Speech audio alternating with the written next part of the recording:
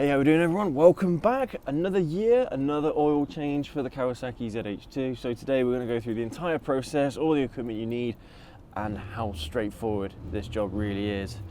Let's get cracking. Alright, so for today's job we are going to need some equipment. This isn't exactly what you need necessarily. You might be able to get by with less than this, but this is the kind of stuff that I've used every year since doing my own oil changes on my bikes. But I've got a simple socket set, I've got a hex kind of adapter set as well because the drain bolt on the Z H2 is a hex key. I've also got some spare washers, I've got a funnel and an oil drain pan. You can use any kind of container to catch the oil, but this one's got a little spout to pour out the old oil afterwards, makes things a little bit easier, a little bit cleaner. And for oil we've got some Castrol Power 1, excuse me, 10W40, and we've got a genuine Kawasaki Z H2 oil filter, and last but not least a paddock stand. Right, so first things first, let's go ahead and pick the bike up onto the paddock stand. So all I'm going to do, I'm going to hook it onto this little bobbin here. I'm going to pick the bike up this way, and as I'm doing that I'm going to push down on the paddock stand, and there we go, the bike's off the ground.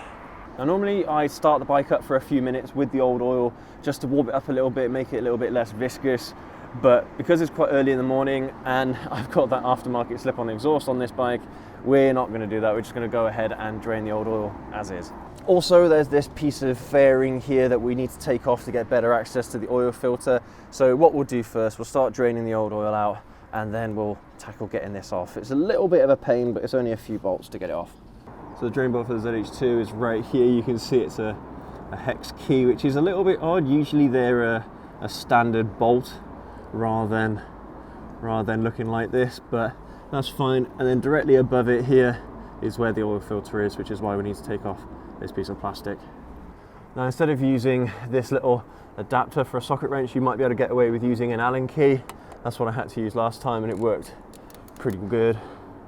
But let's go ahead and crack this open. There we go, nice and easy. Get the drain pan underneath it. There we go.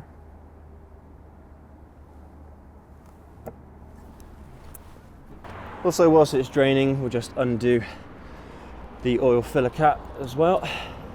Just makes it a little bit easier getting the oil out of there.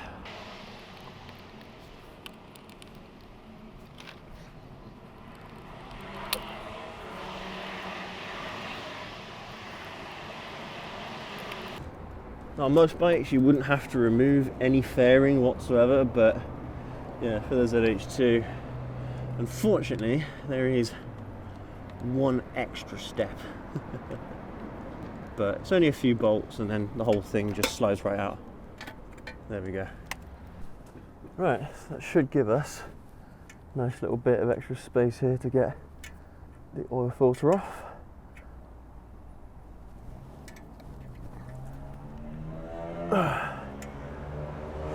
Wow, I got this on there tight.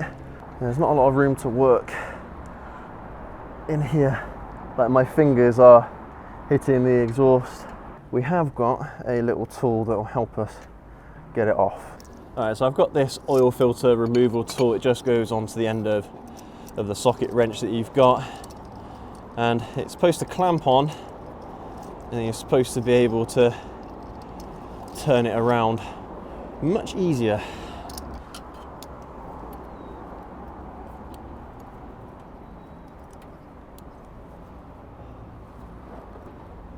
On that.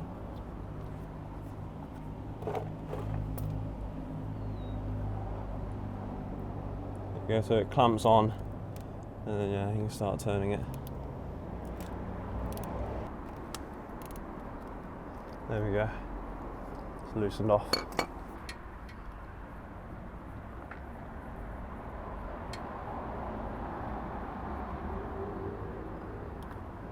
Look at that junky boy. Yeah, it's quite a big oil filter on this bike. Right, so I've got the new filter here. Take it out of its packaging. Right, you can do this one of two ways, this next bit. You can just get some oil on your finger, rub it around the seal. Looks like there is a little bit of grease on the seal here from the factory. Or you can just dip it into the oil and then just go ahead and bang it on.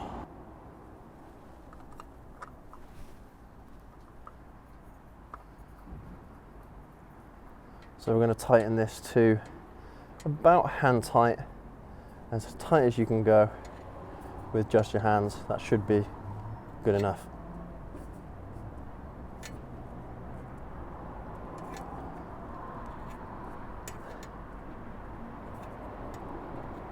There we go. And whilst we're here, we can go ahead and install the bolt, the oil drain bolt. Now with the washer, you should always get a new one of these, but it looks pretty good. It's not mangled, so to be honest, just flip it around and you can reuse it. It should be just fine.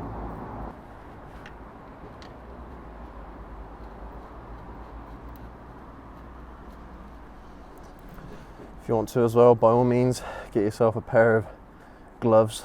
But it's okay, I'm not making that much of a mess today. Torque wise, you could get a torque wrench for this, but you really don't need to. Just don't over tighten it. There, that's it, we're done. Right, last but not least, let's fill her up with the new oil. Now this one was already open from when we did the ZZR. And what we're going to do, we'll just do it by eye to begin with. We're going to overfill it. We'll monitor the oil inspection window on this side of the bike. Turn it over, and as the oil has had an opportunity to drain back into the oil pan, we'll check it again, check the level, and then we'll top it up. I think the official amount of oil that you need for this bike is about 3.5 to 4 litres, something like that. Doesn't have to be exact, as long as it's in between the low and the high markings on that little inspection window, which we'll take a look at in a minute. Yeah, I used to like measure out the oil. You really don't need to do that, as long as you're checking that oil window and you're not overfilling it on the second run, and then yeah, you should be fine. Now, because I have multiple bikes that I'm maintaining, I tend to buy more oil than I need, because I know I'm going to be able to use it in one of my other bikes if I overbuy. But one of these 4 litre bottles should be enough for this job if you have just one bike. I actually don't like this new bottle design from Castrol. It's a little bit less ergonomic to hold onto and pour. Okay, so you can see right here is the inspection window. Now what we're aiming to do is get the oil level in between these two markings here on the case, but we're actually going to overfill. We're actually going to go more over towards this top line to begin with. Then when we turn the bike over and the bike runs for a few minutes, you'll find that as the oil goes through the engine, as it goes into the new filter, that we'll probably end up draining this a little bit, so then we'll top it up afterwards.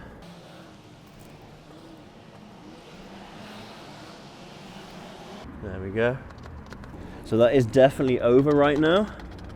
But watch, as soon as we turn the bike over and then turn it off again, that's going to be like down here. You wait and see. Don't forget to put your filler cap back on. That is not a nice mistake to make. Alright, so what we're looking for here is this oil light.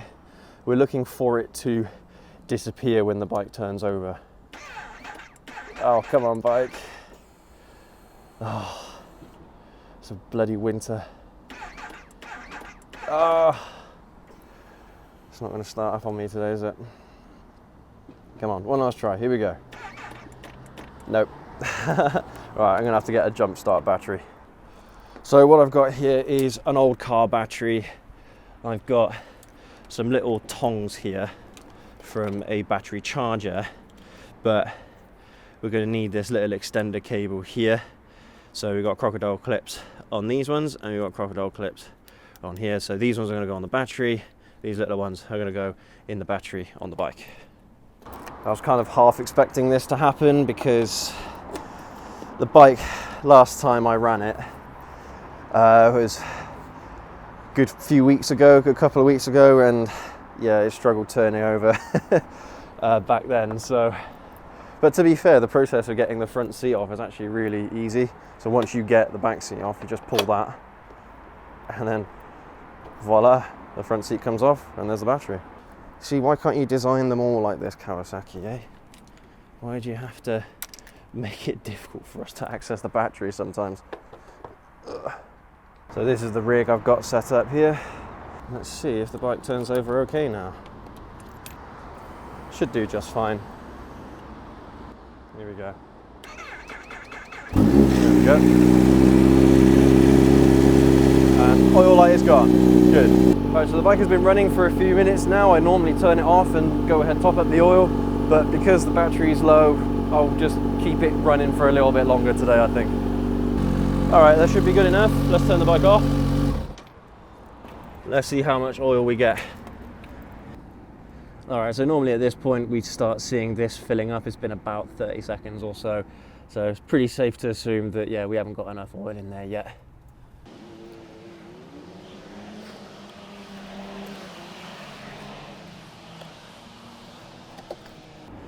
I'm gonna say that's pretty damn perfect. It's just underneath this upper level here. So yeah, I'm gonna call that a job well done. But what we'll do, we'll turn the bike over one last time, just to make sure. Here we go, one last turnover. Come on, bike. Ah, oh, come on.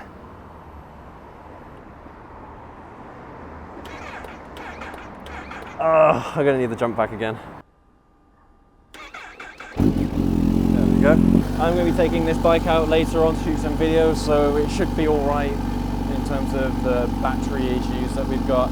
Just simply needs a bit of a charging up and should be all right.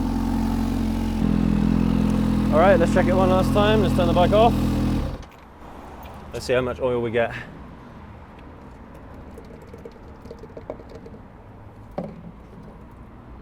Yeah, you can see it's already starting to fill up, which is a good sign. Yeah, I think we're looking good. So if you've done everything right up to this point, the last thing to do is simply just check for any leaks. So I mean, there's 2 points. There's the drain bolt and of course the filter. Let's have a quick look. No leaks here. I'm just going to give it a bit of a wipe. Yeah, all looking okay.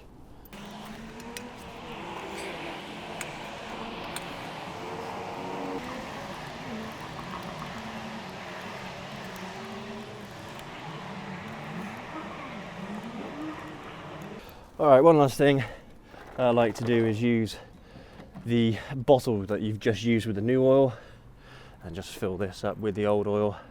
Makes it really easy to recycle, and this oil looks in really good condition as well. All right, so a few last little bits to kind of help you out. If you don't want to get oil on your driveway, then stick a piece of cardboard underneath the bike. That should catch the vast majority of little spillages that you might have here and there. But for the most part, if you do this right, it should be a fairly clean job, even on your hands as well. My hands aren't that dirty from doing this either. But oil changes on bikes, I mean, you hear lots of people with different opinions. Just follow what it says in the service manual. I think for this bike, it's about 5,000 miles or every year, whichever comes first. So just follow that. It makes it a hell of a lot easier for you. If you want to do oil changes every 6 months, then there's absolutely nothing wrong with that. And if anything, it's going to actually increase the longevity of the bike. But yeah, there you have it, everyone. Thank you ever so much for joining me on this video. Hope this has been of some help to you. And yeah, I've done this a number of times. It's a really straightforward job, to be honest. It seems scary to begin with, but actually it's a lot easier to do on a motorcycle than it is on a car. You haven't got to lift it up or anything like that or get underneath it. So yeah, it's a really straightforward task to do yourselves, and I heavily recommend that you do your own oil changes. If there's one thing that you do on your bikes, if you don't do any maintenance whatsoever, do your oil changes. Right, the bike will last so much longer with the recommended oil changes. But yeah, that's it, everyone. Thank you, take care, ride safe, leave a like, hit subscribe, and we'll catch you all in the next video. Have a good one.